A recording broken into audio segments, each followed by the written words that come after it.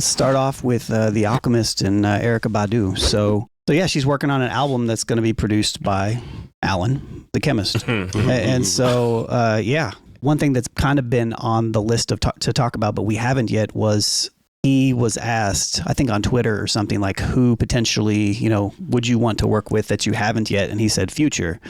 So what do you guys think of, one, an Alchemist and Future, but also an Erykah Badu and Alchemist project? Does either one intrigue you a little bit more? I mean, I know the answer probably, but... Oh, you know the answer. Yeah, I think the Badu, I'm very interested in that. I think that I think it's probably going to be more seamless than I would think. I think that's going to work. I really think they can figure that out. As for the Future, it would either be great or it'd be trash. I don't see an in-between on that one. That's just my personal... I'm not that big of a Future fan. Sorry. So with that one, I don't know about that. But this one with Badu, I'm in on that. I think it's going to work. 100%. Yeah. I think the Badu record there's a precedent there that shows it could work. Honey was Ninth Wonder. Didn't You Know was Jay Dilla. Yep. So because sometimes that's somebody who does hip hop, especially the kind of hip hop the Alchemist does. Can they be pushed in that direction to work with an R&B singer? And I think that when I first heard it, I was like, I don't know if that's going to match up. But then I had to remember her track record. In working with hip hop producers. Future, I'll be honest, I'm intrigued by it. I'm not the biggest Future fan, but sometimes those weird, the first time someone put peanut butter and jelly together, they're like, yo, what are you doing over there? Peanut butter and jalapenos more like it. For the jalapeno lemonade. I mean, there's just there's things that don't look right on paper. I mean, I think we talked about this on a previous show when I remember the first time I saw that there was going to be a record with Mos Def, Pharaoh Monch, and Nate Dogg on it. And I was like, well, how's that going to work? And it wound up working really great. So, it's something I would check out, even just based on the fact that I'm a fan of The Alchemist. And like I said, not a huge fan of Future, but he has done things that I've enjoyed. So, yeah, I would give them both a shot. Justin, what you think? I mean, I don't have any questions at all about Erykah Badu and Alchemist. Me neither. I think that'll work fine. You know what I mean? And especially thinking about Meet the Grams being a gospel song at first. Yeah. You know what I mean? I feel like there's some things that Alchemist things in his bag that he might reach to that might surprise us at the same time. Yeah. But not Lauren, but Erykah Badu, she's been collaborating with all kinds of people throughout her career, and she definitely knows the hip hop pocket, and how to take her talents and put it on a rap track. So I don't have any questions about that. The Future one, I think, is real interesting, right? Because I think a lot about this latest Alchemist project with Larry June? Yeah, with Larry June and 2 Chainz. 2 Chainz, yeah.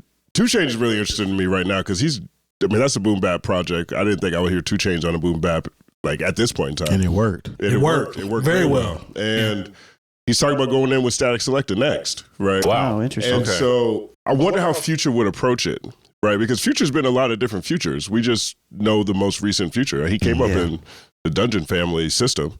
He can rap a lot of different ways. Meathead. Yeah, exactly. Yeah. So I wonder if it would sound like Future that we're used to, or if it would push him or have him flex a different style that maybe we're not used to seeing. So you have me if there's an adjustment on his part. Right. Because all I can hear is what he normally does, and I'm trying to match that with Al. I can't hear it. I just can't hear it. Now, if he just makes an adjustment, I might have to, we'll see. Yeah. You see what I'm saying? Yeah. I'm just looking at it as a clash, kind of like what Jay Moore was talking about with the chords and the, all that other stuff. I just feel like it might be a clash. Maybe I'll be wrong. I mean, even in that interview, I think it was a Breakfast Club interview, 2 Chainz talked about how those type of beats kind of leeway and open up for more lyricism. Who knows? Yeah. Right. Yeah, what's name 2 Chainz? He tapped into that because he's cut from that cloth. He's able to do both ways. I think my personal only apprehension from this Alchemist and Erykah Badu situation is being hype about the Dr. Dre Marsha Ambrosius. And I can't say that I appreciated that project at all. Really? Yeah. It was very hit and miss. Okay. And it sounded like it was I don't know, it was almost too too loud. It was too musical. Like Overproduced, essentially. Now, I mean, granted, Dr. Dre and Alchemist are two separately different producers. Sure. Different approaches, too. Different approaches. But I've heard Dr. Dre production on Marsha Ambrosia's stuff that worked every time. Right. So I was excited about the whole project, and it kind of let me down a little bit personally. So that's my only apprehension, because I'm checking for Erykah Badu regardless. Anything she drops, I'm going to check for it. Right. And Future, I mean, y'all know how I feel about Future. Right. Wait, how do you feel about Future? I just tell them how you feel, son. I'm always trying to figure out What the big deal is. What the big deal, what's the draw with Future. Like, I listen to all these projects. My nephew is a big fan, and he plays me the stuff, and I'm like, bruh, I really don't understand the draw. And he'll find one here and there. He'll be like, how about this? And I'm like, oh, that one actually works. Yeah. You know what I'm saying? Yeah.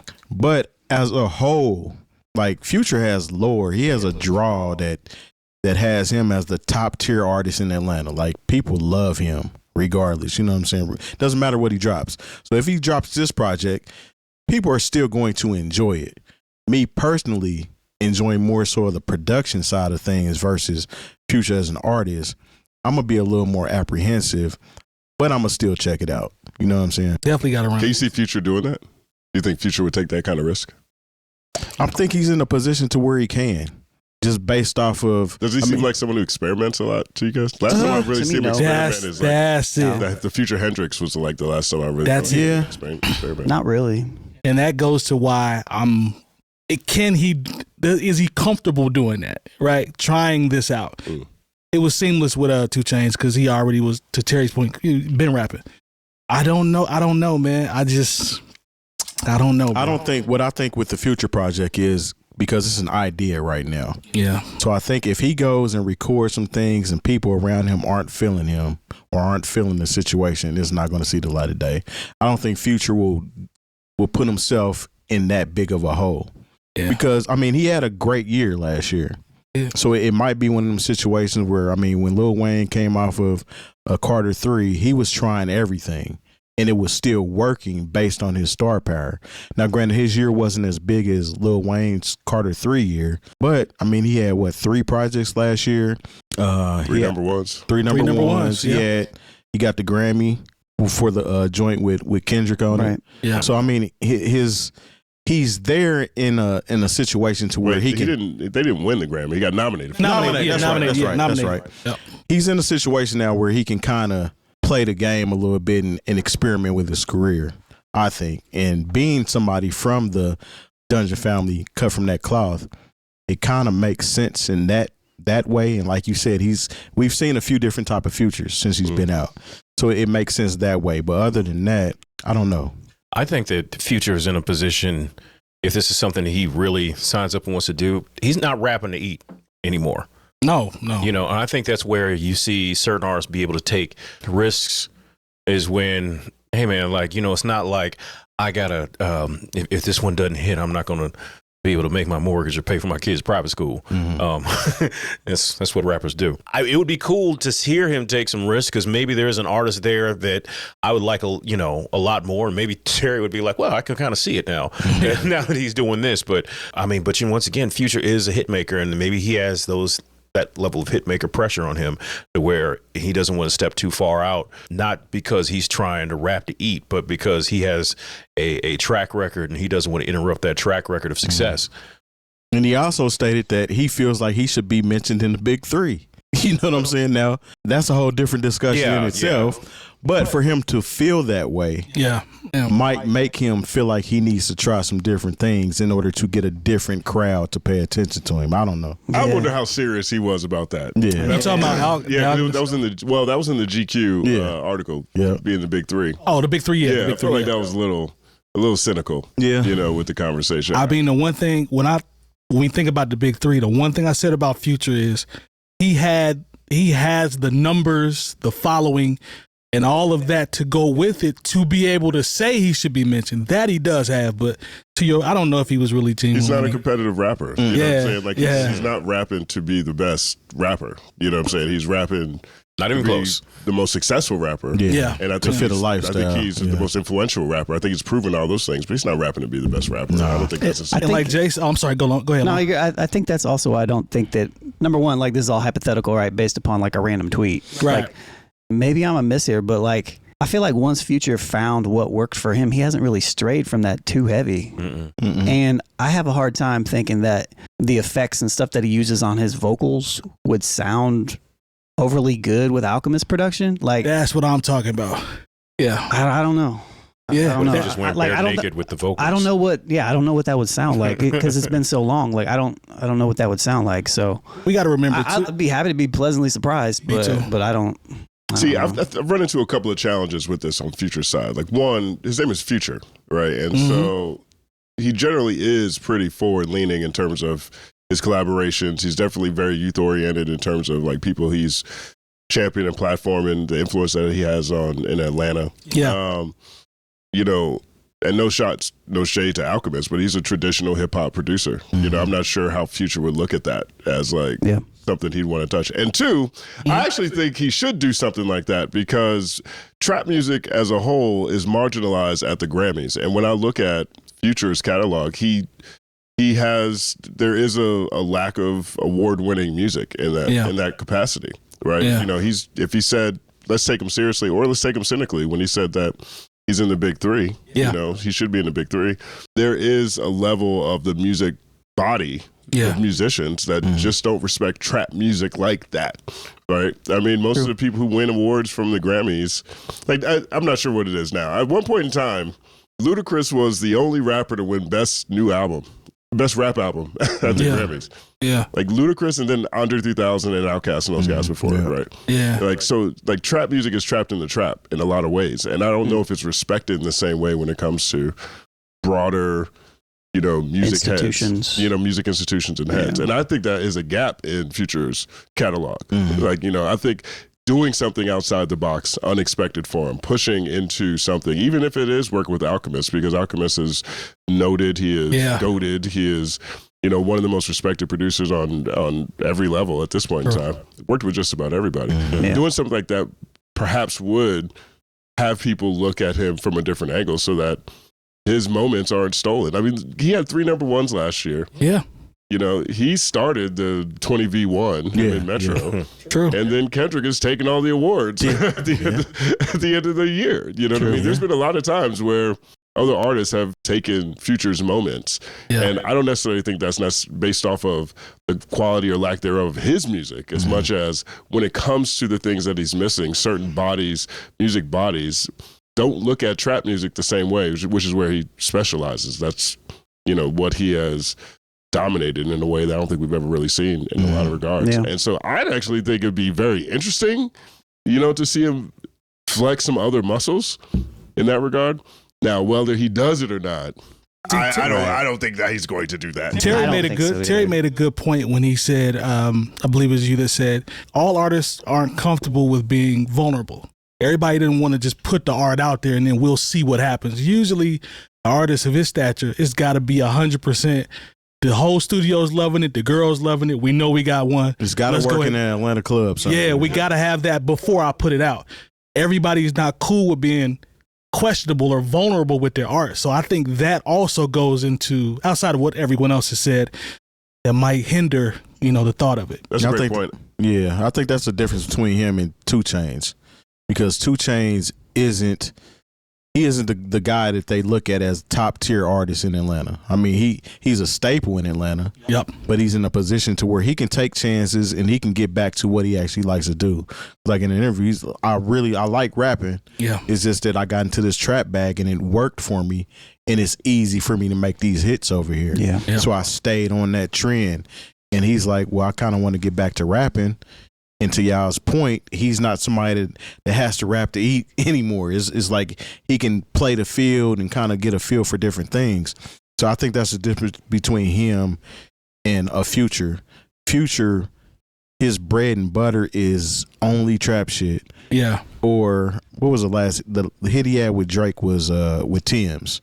obviously that wasn't trap, but I mean it worked. Yeah, it worked in the same field that he I raps think in. Musically, like aesthetically, it's all very similar. You know. Yeah, so I think that's the difference between the two. But again, it would be interesting to see. And also, when you talk about somebody doing something experimental, Andre 3000 was able to get that flute album off. This is no diss to him, but he's not a super duper priority, if you will, at his record company. Future, they're still calling him, be like, okay, we need something for fourth quarter. Yeah. Okay, that's what kind of artist, and I believe it's Atlantic or whatever. Republic. Republic. Yeah.